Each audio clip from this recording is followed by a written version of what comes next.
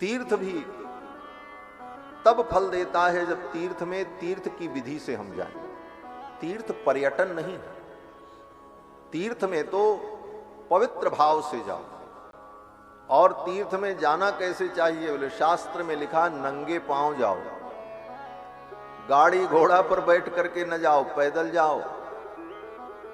और तीर्थ में जाने के बाद तीर्थ में कोई पाप मत करो, कोई गलती तुमसे न हो, किसी की निंदा मत करो। तीर्थ में जाकर के अगर पाप किया तो वो पाप तुम्हारे लिए वज्रलेप बन जाएगा। अन्य देशे कृतम पापम तीर्थ क्षेत्रे विनश्यति।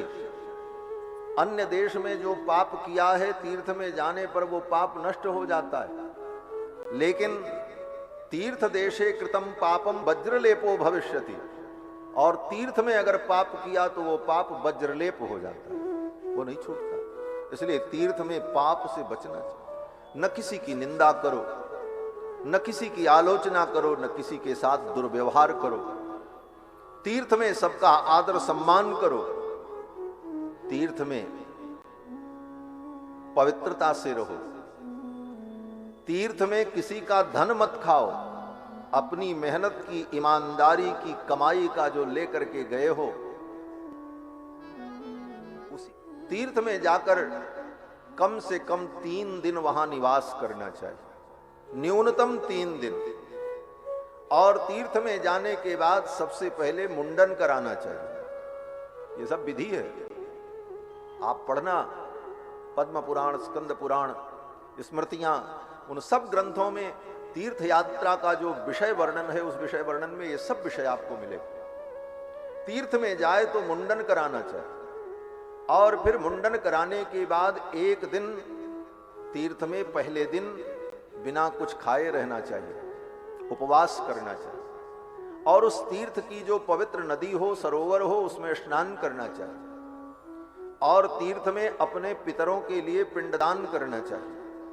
फिर उस तीर्थ के जो मुख्य देवता हैं उनका पूजन और दर्शन करना चाहिए।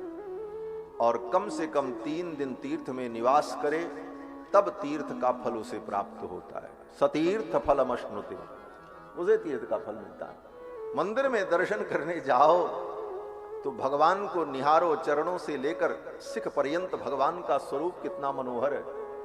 ठाकुर जी ने आज किस रंग का वस्त्र धारण कर रखा है, भगवान ने कैसा मुकुट धारण कर रखा था, आज ठाकुर जी के गले में कैसा पदिक पहनाया था, ठाकुर जी की मुद्रा कैसी है, किस मुद्रा में भगवान विराजमान हैं, इन सब का चिंतन नहीं, केवल बस देखे चले आए।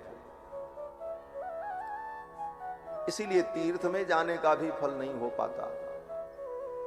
तीर्थ में, मंदिर में, संतों के पास जाकर के मन को पवित्र करना है। और मन पवित्र तब होगा जब ये सब विषय हमारे मन में उतरे, तभी मन भगवान में लगेगा।